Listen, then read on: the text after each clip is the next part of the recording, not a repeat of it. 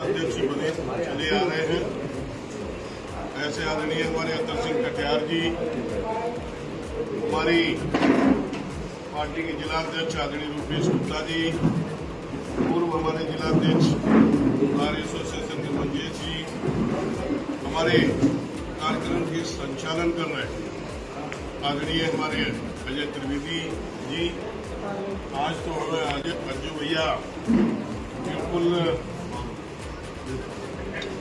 टोपी लगा के अंडा हजारे की जैसे दिख रहे हैं और बाकी में फरुखाबाद के लिए एक आप आदर्श भी प्रस्तुत करते हैं हमारे जितेंद्र जी, और इस कार्यक्रम को कराने वाले हमारे उमाशंकर जी और जितने अपने अधिवक्ता बंधु हैं, मैं सभी के चरणों में प्रणाम करता हूं।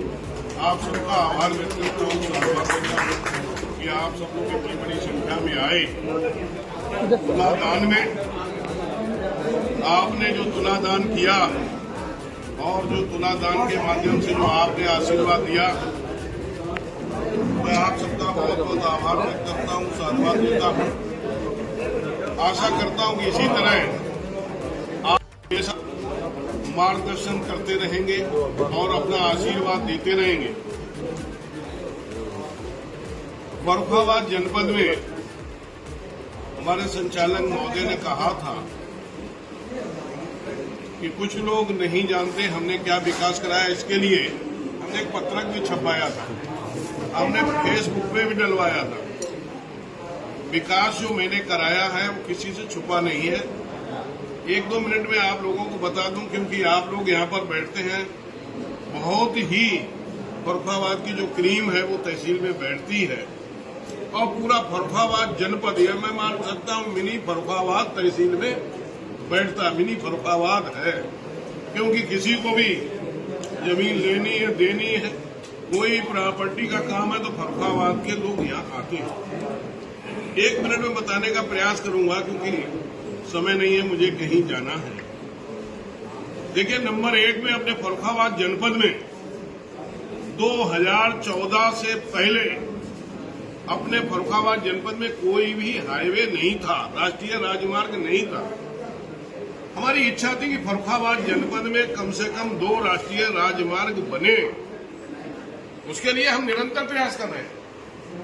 एक राष्ट्रीय राजमार्ग जो युद्ध स्तर पर बन रहा है 2024 तक कंप्लीट हो जाएगा, जो अपना बेवर से लेके पीलीभीत तक 730C, ये पहले स्टेट हाईवे था, आज वो राष्ट्रीय राजमार्ग हो गया।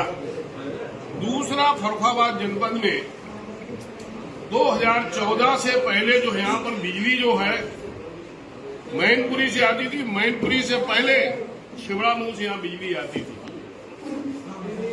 2014 के बाद फरुखाबाद जनपद में 220 केवीए के 2 पावर हाउस, 120 करोड़ 240 करोड़ रुपए की लागत से 2 पावर हाउस बने। एक तो नींव कॉलोनी बना, एक निसाई में बना, जिससे 24 घंटा बिजली फरुखाबाद जनपद के लिए अवेलेबल है। इसके साथ साथ में 400 केवीए का एक पावर हाउस ग्रीन एनर्जी का, जो सोलर ऊर्जा से बिजली पैदा की जाएगी। 400 केवीए के पावर हाउस पोखरा में स्वीकृत है, जिसके लिए जमीन 250 बीघा का अधिग्रहण कर लिया गया है, जिसकी लागत लगभग 1000 करोड़ रुपए आएगी। वो बनके जब तैयार हो जाएगा तो फरुखाबाद जनपद के साथ साथ हम फरुखाबाद के 8 और जनपदों को यहाँ से बिजली का वितरण कर सकेंगे। सौर ऊर्जा से जो बिजली उत्पन्न होगी, ये पहली बार फरुखाबाद जनपद एक केंद्र बिजली के डिस्ट्रीब्यूशन केंद्र में आएगा। तो दूसरा, फरुखाबाद जनपद में जो अपना कानपुर से लेकर मथुरा तक, फरुखाबाद से लेकर सिखोहाबाद तक दोनों लाइनों का विद्युतीकरण नहीं था, इन दोनों लाइनों का विद्युतीकरण कराया। यहाँ पर ट्रेनों की संख्या भी बढ़ी है, ट्रेनों की स्पीड भी बढ़ी है। आज फरुखाबाद जनपद से कहीं पर भी आप जा सकते हैं, तो एक जगह को छोड़ के। दूसरा, फरुखाबाद जनपद में 2 फ्लाईओवर बन गए हैं। अभी 2 फ्लाईओवर हमारी पाइपलाइन में हैं।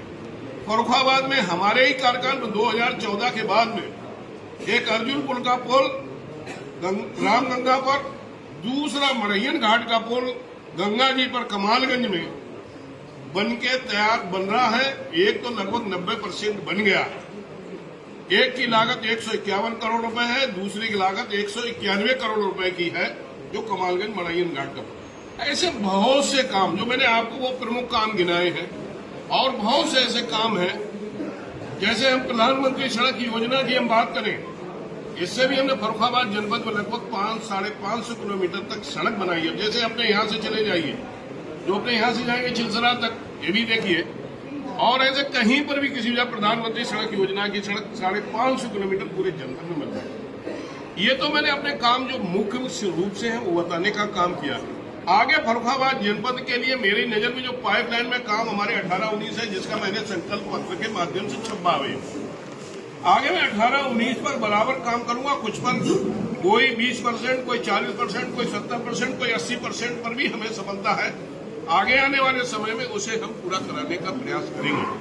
अभी जैसे हमारे जनपद में हम चाहते हैं, जो अपना बुंदेलखंड एक्सप्रेस वे है, जो आगरा से लेके और लखनऊ के बीच 135 किलोमीटर पर समाप्त हो जाता, उस बुंदेलखंड एक्सप्रेस वे को मैं चाहता हूं कि अपने नीव करोड़ी संकिसा के मध्य से होता हुआ और फर्रुखाबाद हथियापुर के पास से होता हुआ और सीधा सीधा रूपापुर में जाके गंगा एक्सप्रेस वे में मिल जाए, जिससे यहाँ के लोग यहाँ से चित्रकूट जाना चाहेंगे तो चित्रकूट भी चले जाएंगे, या इस पर चढ़ेंगे जब हम लोग हथियापुर से, तो हम हरिद्वार जाना चाहेंगे तो हरिद्वार भी पहुंच जाएंगे। या हम इस जो हमारा एक्सप्रेस वे होगा, इस एक्सप्रेस वे से सभी एक्सप्रेस वे, हिंदुस्तान के लगभग सभी एक्सप्रेस वे मिलेंगे।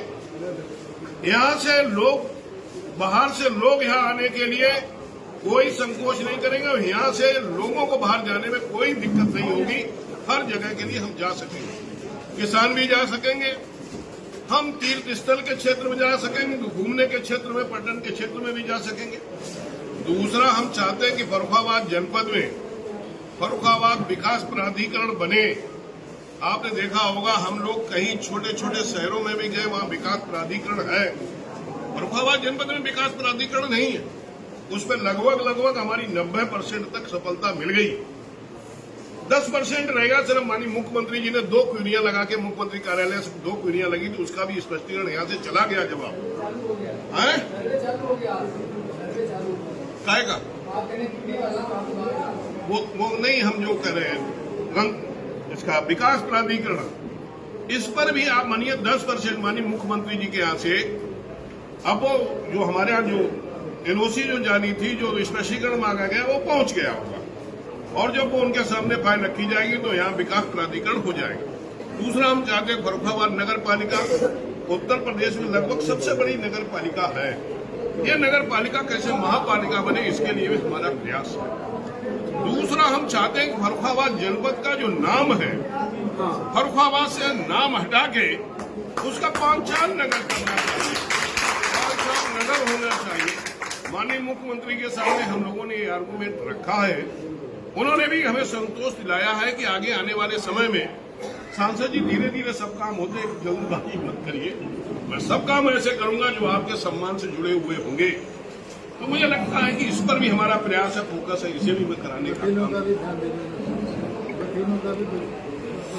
अब हमारे अतल सिंह भाई साहब कह रहे हैं वकील लोगों को, जो आपने कहा वो मैंने किया, और जो आप भी कहा वो भी मैं करूंगा, वो आगे ये मैं